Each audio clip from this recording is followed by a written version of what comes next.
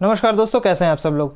देखिए, अब आज की इस वीडियो में मैं बात करने वाला हूं अबाउट द प्रोटोजोन ऑर्गेनिजम्स और डिजीज़ रिलेटेड टू देम। सबसे पहले तो दोस्तों मैं माफ़ी मांगना चाहूँगा, वीडियो थोड़ी सी लेट हो गई है। आप लोग भी थोड़ा सा समझ सकते हैं, दिवाली का समय है, थोड़ी सी साफ़ सफाई हो रही है, तो इधर थोड़ा सा बहुत टाइम लग गया है। तो वैसे वीडियोस अब आती रहेंगी। तो दोस्तों ये वीडियो है प्रोटोजोन ऑर्गेनिजम्स के ऊपर और डिजीज़ रिलेटेड टू देम। उससे पहले मैं आपको छोटी सी इन्फॉर्मेशन दे दूं, फिजिक्स की भी वीडियो बन करके रेडी हो गई है, वो आप लोगों को मिलेगी जल्दी ही। और कोशिश ये रहेगा कि अक्टूबर भर में ये सब खत्म करा दिया जाए, ठीक है। और इसके बाद तुरंत दोस्तों जैसे प्रोटोजोन ऑर्गेनिजम्स हम लोग पढ़ लेंगे, और तो उसके बाद हम लोग इस डिजीज़ जो आई है उस डिजीज़ के बारे में पढ़ लेंगे, और इससे रिलेटेड जितने PYQ हैं दोस्तों वो दूसरे वीडियो में आएंगे, क्योंकि यही वीडियो थोड़ी सी लंबी होने वाली है, ठीक है। तो पहली बात तो ये याद रखिएगा, हम लोग कोई भी ऑर्गेनिजम्स को जो पढ़ रहे होंगे आगे, उसमें हम लोग कोई भी वो चीज़ नहीं डिस्कशन करेंगे जो पूरे डिटेल में हो। जैसे सपोज करिए आप फाइलेरिया पढ़ रहे हैं या फिर फाइलेरियासिस पढ़ रहे हैं, तो पूरी तरीके से फाइलेरियासिस में घुस गए आप, ठीक है। ऐसी चीज़ नहीं पढ़ेंगे। बस कॉजल ऑर्गेनिज्म क्या है और उसके कौन सा बॉडी पार्ट इफेक्ट होता है, डायग्नोस्टिक स्पेसिमेन क्या है दोस्तों, प्रिवेलेंस क्या है इसका, यानी कहाँ कहाँ ये फैलती है, और इसका सोर्स क्या है, ट्रांसमिशन क्या है। क्योंकि सवाल अभी तक जितना भी मैंने हिस्ट्री ट्रेस किया उसमें इतना ही पता चला है दोस्तों कि यही सवाल आते हैं। ऐसा नहीं है कि पूरा आपको पढ़ना है कि पूरा सिस्ट का फॉर्मेशन कैसे हो रहा है, फिर कैसे वो जो है डिजीज़ कॉज करने लग रहा है, ये पूरा मैकेनिज्म नहीं समझना है, ठीक है दोस्तों। कभी सेपरेट वीडियो में मैं डिटेल में, जब आप लोग CSIR की तैयारी कर रहे होंगे, वैसे आप इस चैनल को छोड़ के जा नहीं सकते हैं दोस्तों, क्योंकि बहुत सारी चीज़ें मिलने वाली हैं आपको, ठीक है। आगे चलिए, टाइम नहीं वेस्ट करते हैं, आगे बढ़ते हैं। देखिए दोस्तों, जो सबसे पहली डिजीज़ है वो है granulomatous amoebic encephalitis and acanthamoeba keratitis, और इस पे आई इन्फेक्शन भी होता है दोस्तों। दोनों डिजीज़ सेम है दोस्तों, दोनों का जो लैटिन नेम है, ठीक है दोस्तों, वो है एकेंथा अमीबा, ठीक है। तो दोस्तों सबसे पहले तो आप लिखेंगे लैटिन नेम। दोस्तों जितना आ चुका है मैं उतना कोशिश करूंगा आप लोगों को बताने की, ठीक है। उससे ज़्यादा हम लोग नहीं पढ़ेंगे, इससे और भी ज़्यादा रिलेटेड डिजीज़ हैं, लेकिन इतनी ही बहुत ज़्यादा हो रही थी दोस्तों, ठीक है। तो इसका नाम क्या होगा, एकेंथा अमीबा, ठीक है, एकेंथ अमीबा। तो दोस्तों ये है सबसे पहला, इसका जो लैटिन नेम है वो ये होगा। और बॉडी पार्ट जो अफेक्ट होती है, बॉडी पार्ट अफेक्टेड, ठीक है दोस्तों। बॉडी पार्ट जो इसमें अफेक्टेड होती है दोस्तों, वो आपके दो होते हैं, आई और ब्रेन, ठीक है। इसमें आपके दो होते हैं, आई एंड ब्रेन, ये दो ठो बॉडी पार्ट अफेक्ट होते हैं। और इसका डायग्नोस्टिक स्पेसिमेन, यानी कैसे हम लोग इसको पता लगाते हैं, ठीक है दोस्तों। तो डायग्नोस्टिक स्पेसिमेन जो होता है इसका दोस्तों, वो होता है आपका कल्चर, यानी इसको कल्चर पर हम लोग ग्रो करा के पता करते हैं, ठीक है। और इसका जो प्रीवेलेंस, यानी ये कहाँ कहाँ फैला हुआ है, ठीक है। तो प्रीवेलेंस जो है इसका दोस्तों, ये है वर्ल्ड वाइड। बिल्कुल भी घबराइए मत दोस्तों, आप चाहें तो इसको साथ में नोट कर सकते हैं, या फिर आप लोग टेलीग्राम चैनल ज्वाइन कर लीजिए। आप लोग ज्वाइन नहीं कर रहे हो भाई, क्या बात है, ये नहीं समझ में आ रहा है। ना टेलीग्राम ना इंस्टा, ये सब आप ही लोगों के लिए बना हुआ है दोस्तों। फेसबुक पे 1 या 2 ही फॉलोवर हैं, ये तो और भी गलत बात है। ये मजबूरन मुझे बंद करना पड़ेगा, क्योंकि मैंने सिर्फ आप ही लोगों के लिए खोला हुआ है इसको। और दोस्तों इसका ट्रांसमिशन कैसे होता है दोस्तों, ट्रांसमिशन जो होता है इसका दोस्तों, contact lenses clean with tap water, ठीक है दोस्तों। तो इसका सोर्स या ट्रांसमिशन क्या हो सकता है, कॉन्टेक्ट लेंसेज, उससे हो सकता है दोस्तों, या फिर क्लीन विथ टैप वाटर, ठीक है, क्लीन विथ टैप वाटर। तो दोस्तों ये होता है ग्रैनुलोमेटोस अमीबिक एंसेफेलाइटिस या फिर एकेंथा अमीबा कैरेटाइटिस, ठीक है। अगर इस नाम से आया तो आप लोगों को सिर्फ इतनी ही चीज़ें जाननी है दोस्तों, और कुछ जानने की ज़रूरत नहीं है।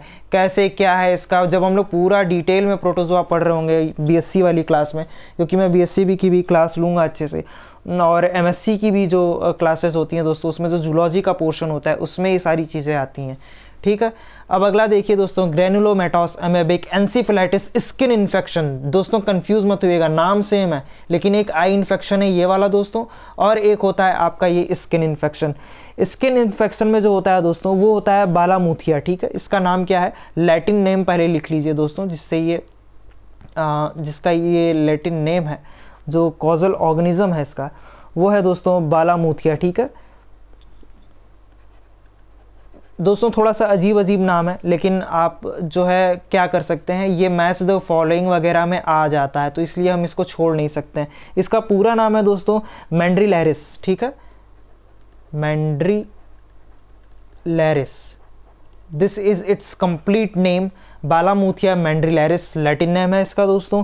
और जो इसका बॉडी पार्ट जो ये अफेक्ट करता है, बॉडी पार्ट जो इसमें अफेक्टेड होती है दोस्तों, वो होती है दोस्तों ब्रेन एंड स्किन। ठीक है, कंफ्यूज मत होइएगा, उसमें क्या था, इसमें आपका जो बॉडी पार्ट अफेक्टेड था वो था आपका आई एंड ब्रेन, इसमें जो अफेक्टेड है that is your brain and skin. और डायग्नोस्टिक स्पेसिमेन सेम होगा दोस्तों, स्पीसीज सेम है तो वही होगा दोस्तों, डायग्नोस्टिक स्पेसिमेन जो होगा दोस्तों इसका, वो होगा आपका कल्चर।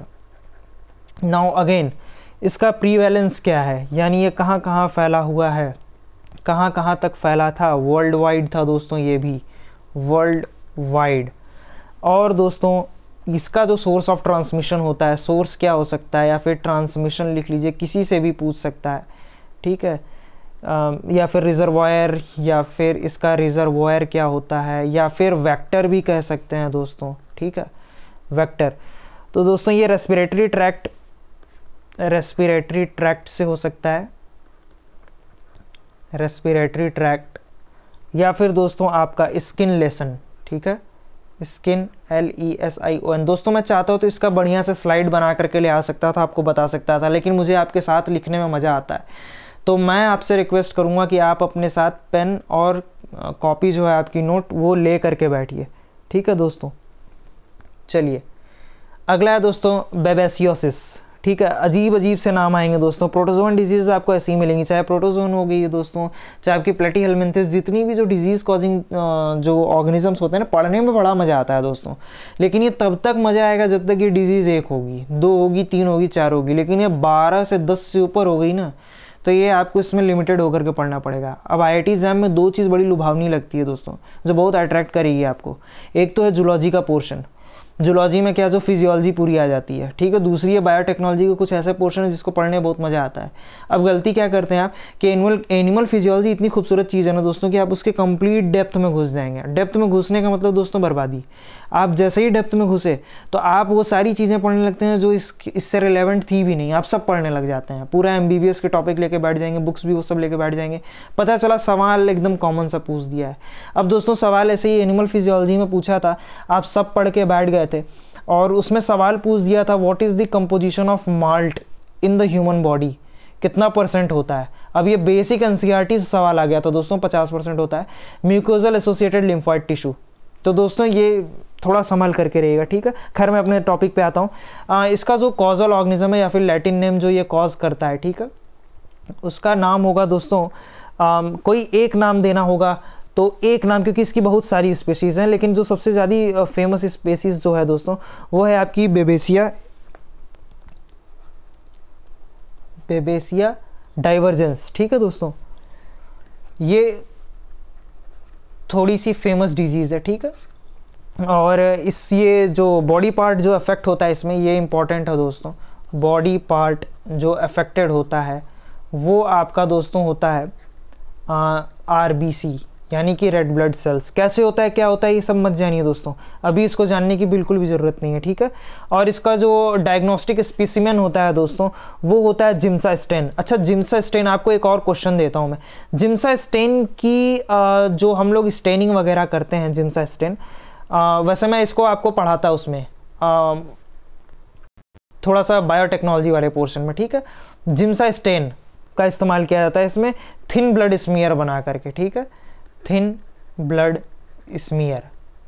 ठीक है दोस्तों, तो जिम्सा स्टेन से मेरा ये सवाल है कि और इसका हम लोग सेल में भी एक जो आपका न्यूक्लियस होता है उसके अंदर एक चीज़ पाई जाती है दोस्तों, उसको हम लोग क्रोमोसोम बोलते हैं, तो उसमें भी हम लोग जिम्सा से स्टेनिंग करते हैं। तो दोस्तों आप बताइएगा मुझे कमेंट सेक्शन में कि वो स्टेनिंग किस लिए की जाती है।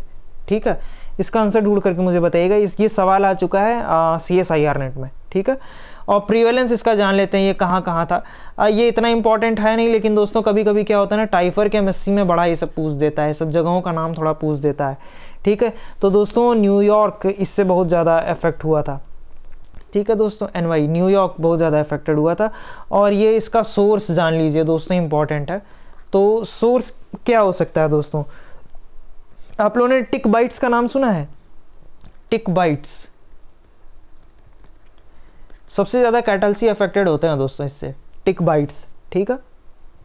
जैसे बेस्ट एग्जांपल इसका क्या हो जाएगा, तो दोस्तों इसका बेस्ट एग्जांपल हो जाएगा एक्सोडस, ठीक है।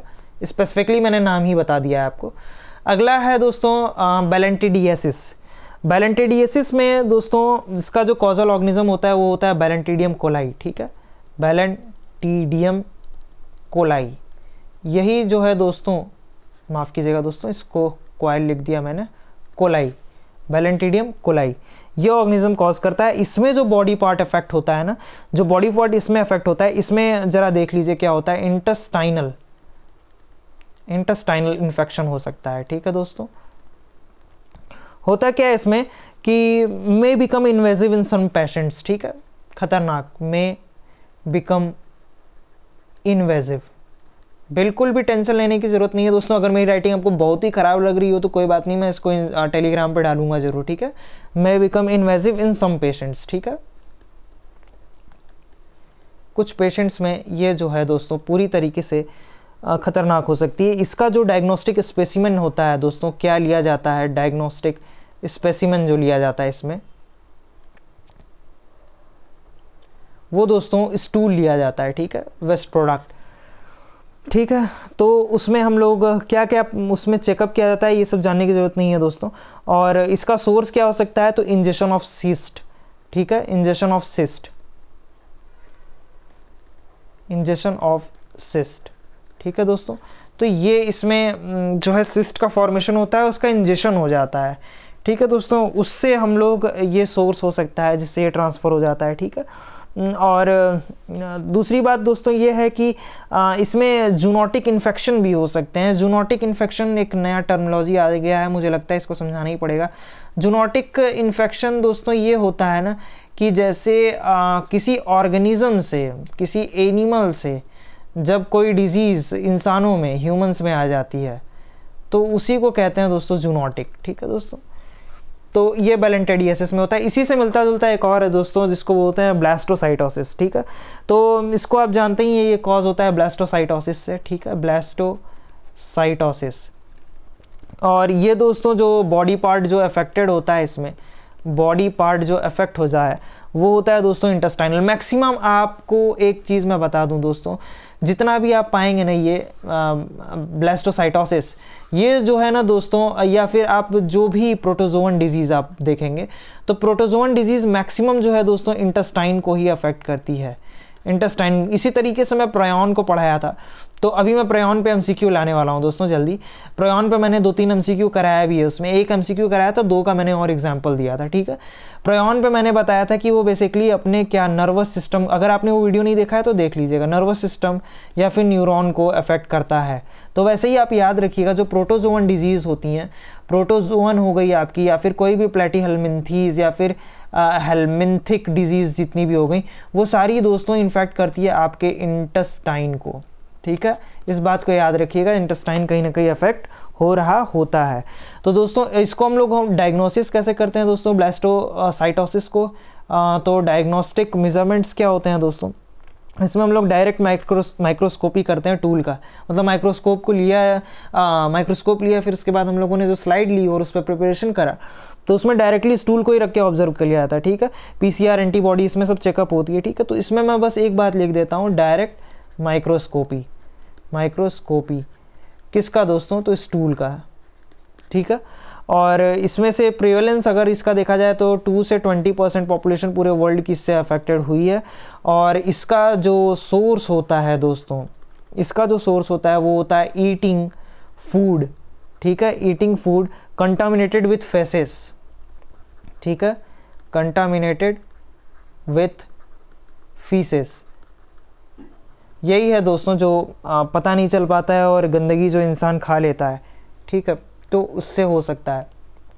कोकिडिया क्रिप्टोस्पोरिडियोसिस, ये दोस्तों थोड़ा नाम बड़ा सा है, मुझे नहीं लगता है कि इससे आना चाहिए, लेकिन टेबल और चार्ट्स में ये प्रोवाइड कर दिया गया है, तो मैंने सोचा है कि मैं इसको भी इंक्लूड कर लेता हूँ, क्योंकि कहीं ना कहीं दोस्तों IIT जैम में बहुत ही अनसर्टेनिटी होती है, पता नहीं चल सकता है कि कहाँ, मतलब कौन सा क्वेश्चन आ जाए पता नहीं चल सकता है, ठीक है।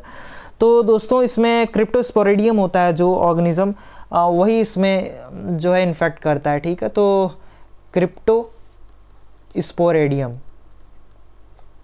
ठीक है दोस्तों, तो ये होता है इसमें क्रिप्टोस्पोरेडियम।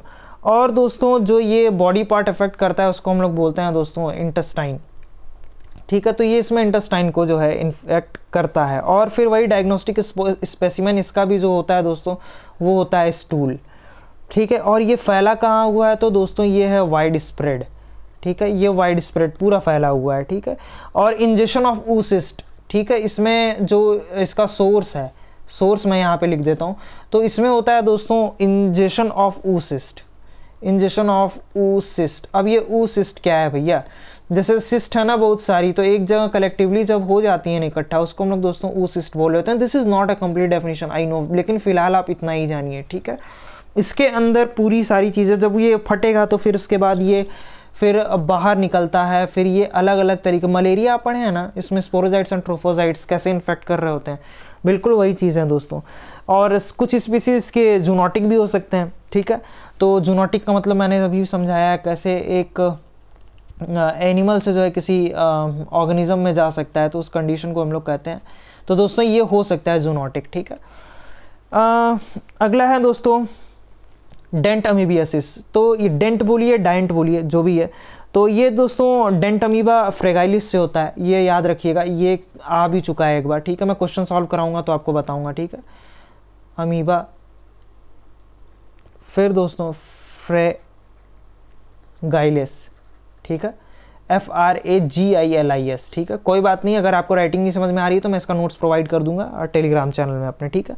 तो दोस्तों ये होता है। और इसमें जो बॉडी पार्ट अफेक्ट होती है वो इंटेस्टाइन, मैंने आपको पहले ही बोला ना, आपको यही सब मिलेगा दोस्तों, इंटेस्टाइन ही अफेक्टेड मिलेगा इसमें। इसमें जो ऑब्जर्वेशन होती है दोस्तों वो स्टूल की ऑब्जर्वेशन की जाती है। और ये दोस्तों 10% अनइंडस्ट्रियलाइज्ड कंट्रीज़ में फैला हुआ है, माफ़ कीजिएगा दोस्तों, इंडस्ट्रियलाइज्ड एरियाज़ में फैला हुआ है। 10% किसमें दोस्तों, पूरे वर्ल्ड के इंडस्ट्रियलाइज्ड कंट्रीज, ठीक है। और वही दोस्तों कॉज हो कैसे सकता है ये, तो सबसे बड़ा कॉज तो ये होगा दोस्तों इंजेस्टिंग वाटर और food contaminated with faces, contaminated with faeces, ठीक है दोस्तों। अच्छा, अगला जो मैं बात करने वाला हूँ दोस्तों वो है अमेबियासिस। ये तो बड़ी फेमस है, आप पढ़ते आ रहे होंगे इसको क्लास 12 से। ह्यूमन हेल्थ एंड डिजीजेस भी मैं जब पढ़ रहा तो मैं सोचा कि थोड़ा सा डायग्राम इंक्लूड कर लूँ एनसीईआरटी का और कुछ पैराग्राफ्स, लेकिन मैं फिर सोचा नहीं, ऐसे ही बस जो इंपॉर्टेंट पॉइंट है उसी को समझाते हैं। तो दोस्तों ये इसका जो कॉजल ऑर्गेनिज्म है दोस्तों वो है एंट अमीबा हिस्टोलिटिका, ठीक है, एंट अमीबा हिस्टोलिटिका, ठीक है दोस्तों, भी है इसका कॉजल ऑर्गेनिज्म। और इसमें इंटेस्टाइन्स अफेक्ट होते हैं, ठीक है, इंटेस्टाइन अफेक्ट होते हैं। उसमें से भी कौन हो सकती है मेनली दोस्तों, तो लार्ज हो सकती है, या फिर आपकी एक्स्ट्रा इंटेस्टाइनल साइट्स पे भी जा सकता है। एक्स्ट्रा इंटेस्टाइनल साइट्स बोले तो इंटेस्टाइनल साइट्स दोस्तों जैसे अपेंडिक्स होती है ना, ये जैसे लास्ट पोर्शन है अगर इंटेस्टाइन का, तो दिस में ऑल्सो भी गेट अफेक्टेड, ठीक है। तो ये पार्ट भी जो है दोस्तों वो अफेक्टेड हो सकता है, तो ये इस चीज़ को कह रहा है, ठीक है दोस्तों। और जो इसमें हम लोग जो ऑब्जर्वेशन करते हैं, again it is of the stool and कहाँ ये फैला है, तो areas with poor sanitation, high population density and tropical regions. तो पुअर सैनिटेशन जहाँ हुआ है ना दोस्तों, वहाँ पर ये जो है फैलेगा, ठीक है। और ये सोर्स क्या है इसका, तो फीकल और ओरल ट्रांसमिशन हो सकता है सीस्ट का। अगर आप सीस्ट का फीकल और ओरल ट्रांसमिशन कर रहे हैं, ठीक है, फीकल या फिर ओरल ट्रांसमिशन होता है, तो दोस्तों ये डिजीज़ बहुत तेज़ी से फैलती है, ठीक है, अमीबियासिस। इतना ही जानिए दोस्तों, बहुत सारा डिटेल जानने की ज़रूरत नहीं है। बहुत सारा डिटेल जानेंगे तो पहली बात तो टाइम नहीं, दूसरी बात सवाल नहीं आया उससे, ठीक है। जियार्डिया लैम्बलिया इसका कॉजल ऑर्गेनिज्म है दोस्तों, जियार्डिया लैम्बलिया। दोस्तों मैं जियार्डियासिस की बात कर रहा हूँ। और इसमें ल्यूमेन ऑफ स्मॉल इंटेस्टाइन, दोस्तों हम लोग बिल्कुल अच्छे से बात कर रहे होंगे एनिमल फिजियोलॉजी में इस चीज़ के बारे में। Lumen of small intestine, lumen of small intestine, small intestine ये जो है अफेक्टेड होता है। और वही डायग्नोस्टिक स्पेसिमेन, इसका भी जो है दोस्तों स्टूल है और ये वाइड स्प्रेड है, पूरी जगह पे फैला हुआ है ये बीमारी। और दोस्तों इसमें injection of cyst in faecal, injection of cyst से जो है ये जो है बीमारी फैल सकती है आगे, ठीक है। आइसोस्पोरियासिस, आइसोस्पोरियासिस दोस्तों कॉज होता है आइसोस्पोरा बेलाई से, ठीक है, आइसोस्पोरा बेलाई, ठीक है, आइसोस्पोरा बेलाई, ये जो दो है ना, यही माफ़ कीजिएगा, ये जो इसका साइंटिफिक नेम है ना, यही इसको अफेक्ट करता है। इसमें दोस्तों स्मॉल इंटेस्टाइन अफेक्ट होती है, स्मॉल इंटेस्टाइन।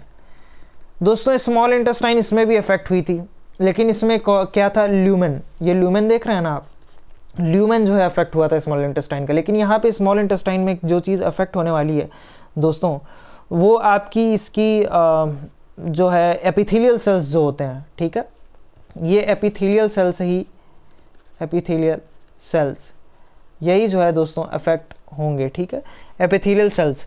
और इसमें डायग्नोस्टिक जो स्पेसिमेन है दैट इज़ योर स्टूल, और ये वर्ल्ड वाइड है, ठीक है, मतलब कहीं भी फैला हुआ है वर्ल्ड में, वर्ल्ड वाइड आप इसको लिख सकते हैं।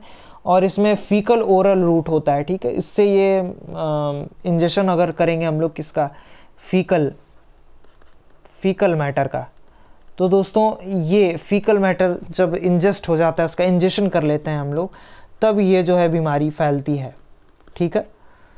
अच्छा, अब है दोस्तों लेशमेनियासिस। लेशमेनियासिस दोस्तों लेशमेनिया से कॉज होता है, ठीक है। लेशमेनिया में भी कौन सी हो सकती है दोस्तों, तो लेशमेनिया डोनवानी हो सकती है, ठीक है। एक सेकंड दोस्तों, राइटिंग काफ़ी ख़राब हो गई है, इसको मैं ज़रा सा मिटा दूँ। तो ये लेशमेनिया, ठीक है, LEISH, लेशमेनिया इसको कॉज करता है। और इसमें जो अफेक्ट होता है ना दोस्तों, तो वो होता है क्यूटेनियस, ठीक है दोस्तों, क्यूटेनियस या फिर म्यूकोक्यूटेनियस, म्यूकोक्यूटेनियस। बिल्कुल भी परेशान होने की ज़रूरत नहीं है दोस्तों, ये सब हम लोग एनिमल फिजियोलॉजी में पढ़ रहे होंगे। और विसरल, ठीक है। और इसमें जो है दोस्तों जो इसका सोर्स है, जो इसको कहाँ कहाँ से ये फैलता है, तो दोस्तों सेवरल स्पीसीज़ जो है ना सैंड फ्लाइज की, सैंड फ्लाइज जो होती हैं वही इसको पहुँचाने, यही एक वेक्टर का काम करती हैं, ठीक है। ये भी वर्ल्ड वाइड है दोस्तों, ये भी वर्ल्ड वाइड है, ठीक है। और इसको पहचाना कैसे जाता है, विजुअल आइडेंटिफिकेशन से ही पता चल जाता है ये, ठीक है, विजुअल आइडेंटिफिकेशन से ही पता चल जाता है, ठीक है। अगली जो बीमारी है दोस्तों वो है प्राइमरी अमेबिक मेनिंजोएन्सेफेलाइटिस, ठीक है, इसको पैम भी बोलते हैं, प्राइमरी अमेबिक मेनिंजोएन्सेफेलाइटिस। तो दोस्तों इसमें जो नेग्लेरिया आपका होता है ना, वही इसको कॉज करता है। इसका पूरा जो नाम होता है वो होता है दोस्तों NAE, ठीक है, इस तरीके से आप लोगों ने लिखा, फिर GLERIA, ठीक है, नेग्लेरिया फॉलेरी, ठीक है, FOWLERI। This is the causal organism of this particular disease. और जो इसमें बॉडी पार्ट अफेक्ट होता है वो होता है ब्रेन। और जो इसको हम लोग कैसे ऑब्जर्व करते हैं डायग्नोस्टिक स्पेसिमेन, तो कल्चर से पता चलता है। और कहाँ कहाँ ये फैला हुआ है, रेयर होते हैं, लेकिन दोस्तों ये बहुत ही डेडली होते हैं, इस बात को याद रखिएगा।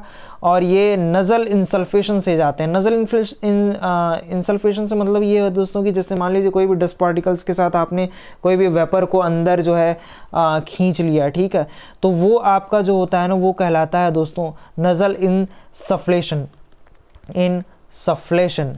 ठीक है। नज़ल इंसफ्लेशन क्या, ऑफ कंटामिनेटेड क्या, वार्म फ्रेश वाटर, जैसा कि मैंने आपको बोला वार्म फ्रेश वाटर, इससे ये फैलता है। अब दोस्तों अगला मैं बात करने वाला हूँ इंपॉर्टेंट, इससे सवाल आ ही जाते हैं और इसको आप बचपन से भी पढ़ते आ रहे हैं दोस्तों, मलेरिया, ठीक है। मलेरिया में बहुत सारी स्पीसीज आ जाती हैं दोस्तों। सबसे इंपॉर्टेंट जो है वो है आपकी प्लाज्मोडियम फेल्सीपेरम, प्लाज्मोडियम, ठीक है दोस्तों, और फेल्सीपेरम, प्लाज्मोडियम फैल्सीपेरम जो होती है, इसमें जो है ये 80% केसेस को जो है ये होता है, 80% केसेस में आपको यही देखने को मिलेगा। लेकिन आपकी प्लाज्मोडियम वाइवेक्स भी अफेक्ट करती है इसको, और प्लाज्मोडियम ओवेल भी करती है दोस्तों, ठीक है। और आपकी प्लाज्मोडियम और कौन सी हो सकती है, ज़रा सोचिए और कौन सी हो सकती है। एक स्पीसीज़ और बची है दोस्तों, मलेरियाई से भी हो सकता है, ठीक है। मलेरियाई तो मान लीजिए ये होगा ही, मलेरिया कॉज करेगा। और इसमें आपने पूरा वो डायग्राम देखा होगा, उसको डिटेल में पढ़ने की इसमें भी ज़रूरत नहीं है, हालांकि ये इंपॉर्टेंट है, लेकिन इसमें पूरे डायग्राम को मत समझिए। आरबीसीज अफेक्ट होते हैं ये जानिए। इसके अलावा एक चीज़ आप लोग और भूल जाते हैं, वो होता है दोस्तों लीवर भी अफेक्ट होता है इसमें। कैसे इसको ऑब्जर्व किया जाता है, तो दोस्तों ब्लड फिल्म से ऑब्जर्व किया जाता है, फिल्म लेयर बना करके उसकी। कहाँ कहाँ फैले हुए हैं, तो ट्रॉपिकल, दोस्तों इंडिया में भी अफेक्ट तो करता ही है, 250 मिलियन केसेस हैं, ठीक है दोस्तों। अभी दिल दहलाने वाला आपको बताता हूँ, केसेस पर ईयर, सोच लीजिए 250 मिलियन केसेस आते हैं पर ईयर, यानी कि हर साल। समझ रहे हैं बात को दोस्तों। तो ये है तो खतरनाक। और इतना याद रखिएगा, IIT एग्जाम कभी कभी रिसेंट में जितनी भी डिजीज़ेस फैली हुई हैं उनसे भी पूछ देता है सवाल। जैसे कोविड पे सवाल आए थे, इससे पहले भी बहुत सारे आउटब्रेक्स जो हुए हैं उस पर IIT एग्जाम और टाइफर ने सवाल पूछे हुए हैं। अब पता नहीं आप लोग टाइफर बोलते हैं, TIFR बोलते हैं उसको, मैं टाइफर बोलता हूँ, Tata institute of fundamental research. मुझे उस पर भी बनाने हैं बहुत सारे पेपर्स और उसका वो सब सॉल्व कराना है मुझे, तो मैं उसमें भी बताऊंगा। उसने तो ग्रेटा थनबर्ग के से भी कुछ सवाल पूछ दिया, तो 2020 या 19 के पेपर में पूछा था दोस्तों, मैंने देखा था। तो वो सब बिल्कुल मत छोड़िएगा, इकोलॉजी वाले पोर्शन में उससे मैं बताऊँगा। तो दोस्तों अब जो अगला है ना, वो है सेरेकोसाइटोसिस, ठीक है। तो सेरेकोसाइटोसिस जिससे कॉज होता है ना दोस्तों, उसके अंदर बहुत सारे हैं, लेकिन जो सेरेकोसाइटोसिस की एक स्पीसीज़ होती है दोस्तों, जिसको बोलते हैं बोवी होमिनिस, ठीक है। उसको हम लोग क्या बोलते हैं, बोवी होमिनिस, क्या, सेरेकोसाइटोसिस बोवी होमिनिस, ठीक है दोस्तों। और ये क्या कॉज करता है दोस्तों, तो ये आपका कौन सा बॉडी पार्ट इफेक्ट करता है, तो ये दोस्तों इंटेस्टाइन और मसल, इसमें आप इंक्लूड कर लीजिए इंटेस्टाइन के साथ। इंटेस्टाइन तो वैसे हम लोग पढ़ते ही आ रहे हैं कब से, और के साथ ये मसल्स को भी इन्फेक्ट करता है। बिल्कुल आपके मन में इस समय ये क्यूरियोसिटी नहीं आनी चाहिए दोस्तों, ये टाइम बहुत ही क्रूशल है, यूटिलाइज करिए। ये क्यूरियोसिटी बिल्कुल नहीं आनी चाहिए, इंटेस्टाइन में कैसे इफेक्ट कर रहा है, मसल में कैसे इन्फेक्ट कर रहा है। हाँ, अगर आप गेट का पेपर देने वाले होते और अगर आप इंटरव्यू की भी तैयारी साथ में लेकर के चल रहे होते PhD का, तब दोस्तों आपको ये जानना जरूरी था। बट आपको एग्जाम सिर्फ निकालना है return, so you have to be very much precise, as I have told you in my previous videos also, that you have to be very much precise when you are dealing with IIT exam paper। तो उतना ही पढ़िए जितनी की ज़रूरत है, सब पढ़ने की ज़रूरत नहीं है। और ये कैसे पता चलता है दोस्तों, तो मसल बायोप्सी से, ठीक है, मसल बायोप्सी। और दोस्तों ये है आपका वाइड स्प्रेड, ठीक है, पूरा फैला हुआ है। और ये किससे होता है, तो ये अनकुक्ड, जैसे देखिए दोस्तों, रॉ, कच्चा या फिर अनकुक्ड, ठीक है। आप जो पॉर्क खा लेते हैं, यानी कि सुअर का मांस खा लेते हैं, ठीक है, पिग का, पॉर्क का मतलब आप लोग जानते ही होंगे, लोग बड़े चाव से खाते हैं, पता नहीं कैसे, बट 90% ऑफ द केसेस जो आते हैं ना, वो नॉन वेजिटेरियन से आपको देखने को मिलेगा। वेजिटेरियंस इतने खुश मत होना भाई, प्लांट पैथोलॉजी में अभी मैं पढ़ाऊँगा कितनी डेंजरस चीज़ है प्लांट्स में भी जब इन्फेक्शन हो जाता है। तो जब आप फंजाई खाते हैं, जब आप वायरल इन्फेक्टेड किसी पौधों को खा लेते हैं या उसको खा लेते हैं, आपको पता नहीं चलता है, इनडायरेक्टली आप नॉन वेजिटेरियन तो बन ही गए, साथ में साथ आपने इतनी भयंकर इन्फेक्शन को अपने अंदर ले लिया कि जिसका कोई सा, मैंने पुरानी कुछ वीडियोस डाली थी लीफ कर्ल ऑफ पपाया वगैरह पे, लेकिन मैं खैर मैं बॉटनी का स्टूडेंट हूँ, मैं आपको पैथोलॉजी, प्लांट पैथोलॉजी बहुत खूबसूरती से बताऊंगा। बट दोस्तों वक्त की बहुत पाबंदी है, मुझे यही सब बताना पड़ेगा जितने की अभी ज़रूरत है, या डिटेल्ड में कभी वीडियो बनाऊंगा तो आपको बताऊंगा। इस चैनल को छोड़ के मत जाए, क्योंकि आने वाले समय में आपको बेहतरीन चीज़ें मिलने वाली हैं, इतना अच्छा आपको दूसरे किसी प्लेटफॉर्म पर नहीं मिलेगा। सब लोग स्लाइड बनाते हैं, फॉर्मेलिटी पूरी करते हैं, चले जाते हैं, ठीक है। मेरा ऐसा कुछ नहीं है, मैं आपके साथ लिखता हूँ, पढ़ता हूँ, समझता हूँ चीज़ों को, क्योंकि मैं खुद अपने आप को एज ए स्टूडेंट समझता हूँ, ठीक है। टोक्सोप्लाज्मोसिस, पैरासिटिक निमोनिया, अब दोस्तों निमोनिया आ गया, ठीक है। अब उसमें नाम भी बता दे रहा है कि भैया इसमें एक स्पीसीज़ है जो ये कॉज करने वाली है, उसका नाम है टोक्सोप्लाज्मा। आधा नाम तो काम से हो गया, आधा काम तो नाम से हो गया दोस्तों, सॉरी, टोक्सोप्लाज्मा, ठीक है। टोक्सोप्लाज्मा क्या है स्पीसीज दोस्तों, तो गोंडाई, ठीक है, ये स्पीसीज है। तो टोक्सोप्लाज्मा गोंडाई जो होती है ना, वो टोक्सोप्लाज्मोसिस पैरासिटिक निमोनिया को कॉज करती है, ठीक है। और इसमें जो बॉडी पार्ट जो अफेक्ट होता है that is your I, brain, और क्या है दोस्तों, हार्ट एंड योर लीवर, इतने बॉडी पार्ट्स अफेक्टेड होते हैं। और इसको कैसे पता लगाया जाता है, यानी कि इसका क्या होता है डायग्नोस्टिक स्पेसिमेन, तो ब्लड एंड PCR, ठीक है। PCR हम लोग पूरा पढ़ने वाले हैं अच्छे से। Wide spread 1 to 2/3 of all the humans, 1/3 of humans को ये हो चुका है, ठीक है। और ये है क्या, तो वाइड स्प्रेड है, ठीक है दोस्तों, ये वाइड स्प्रेड है। और ये भी वैसे ही होता है दोस्तों जब आप अनकुक्ड रॉ, ठीक है, पोर्क को इंजेस्ट कर लेते हैं तो, खा लेते हैं तो, ठीक है। अगला है दोस्तों ट्राइकोमोनियासिस। ट्राइकोमोनियासिस वेजाइनलिस जो इसका कॉजल ऑर्गेनिज्म है वो है ट्राइकोमोनियासिस, ठीक है दोस्तों, ट्राइकोमोनियासिस। ट्राइकोमोनियासिस में कौन सा है दोस्तों, तो ट्राइकोमोनियासिस वेजाइनलिस, ठीक है, वेजाइनलिस जो होता है दोस्तों वो कॉज करता है क्या, ट्राइकोमोनियासिस। इसमें क्या इफेक्ट होता है, तो दोस्तों आपका ब्लड लिम्फ इफेक्ट होता है, ब्लड लिम्फ इफेक्ट होगा, एंड CNS यानी कि सेंट्रल नर्वस सिस्टम इफेक्ट होता है इसमें। और इसमें हम लोग क्या करते हैं ना दोस्तों कि माइक्रोस्कोपिक एग्जामिनेशन करते हैं, ठीक है, किसका, तो ब्लड का, बोन मैरो का, ठीक है, blood and bone marrow BM, ठीक है। ये दोनों बोन मैरो को मैं पढ़ाऊंगा दोस्तों, थोड़ा सा ही पढ़ाऊंगा, डिटेल में नहीं। किस में पढ़ाऊंगा दोस्तों, तो इम्यूनोलॉजी वाले पोर्शन में पढ़ाऊंगा, ठीक है। और ये कितने लोगों को हुआ था, तो वर्ल्ड में सिर्फ 50,000 से लेकर के 70,000 लोग इससे क्या हुए थे, अफेक्टेड हुए थे। बात समझ में आई दोस्तों। और ये किससे होता है, तो दोस्तों ये बहुत ही इंपॉर्टेंट ऑर्गेनिज्म है, इसका नाम सुन लीजिए, सीसी फ्लाई बोलते हैं इसको, TSE फ्लाई, सीसी फ्लाई, या फिर day biting fly of the genus Glossina. Glossina क्या है दोस्तों, तो ये एक तरीके की डे बाइटिंग क्या है, फ्लाई है, मक्खी है, ठीक है, ग्लोसिना, जो कि अफेक्ट करती है। तो ट्राइकोमोनियासिस में ये सवाल आ चुका है, और इस बार फिर आप श्योरिटी ले लीजिए कि सीसी फ्लाई या फिर प्रोटोजोन की एक ऑर्गेनिज्म से सवाल आना ही आना है। स्लीपिंग सिकनेस का भी आप लोगों ने नाम सुना होगा, ये कॉज होता है दोस्तों ट्राइपेनोसोमा ब्रूसियाई से, ठीक है। मुझे सारी डिजीजेज याद है दोस्तों, ठीक है, और मैंने सिर्फ इसको 10-10 बार लिखा था, मुझे याद हो गया था, ट्राइपेनोसोमा, ठीक है, ब्रूसियाई। आप एक बार स्पेलिंग चेक कर लीजिएगा, पता नहीं BRUCEI होता है या CIE होता है, CEI होता है, ठीक है दोस्तों, जहाँ तक मुझे याद है, ठीक है। और इसमें से दोस्तों ये जो आपका जो अफेक्ट करता है that affects your central nervous system, ठीक है, सेंट्रल नर्वस सिस्टम इसमें अफेक्ट होता है, या फिर ब्लड लिम्फ भी इसमें अफेक्ट हो सकता है, ठीक है, बात समझ में आई। और इसमें हम लोग माइक्रोस्कोपिक एग्जामिनेशन करते हैं दोस्तों, वही आपका बोन मैरो का, ठीक है, बोन मैरो का एग्जामिनेशन करते हैं। इसमें दोस्तों हम लोग जो है इसका तो एग्जामिनेशन करते ही हैं, आप नाम से पकड़ रहे होंगे वेजाइनलिस, कहीं ना कहीं इसमें हम लोग जो है जो बात कर रहे होते हैं वो आपका जो अफेक्ट होता है body part that is your, यहाँ पे मैंने थोड़ी सी गलत इन्फॉर्मेशन दे दी है दोस्तों, इसको करेक्ट कर लीजिएगा आप लोग, you should correct this information.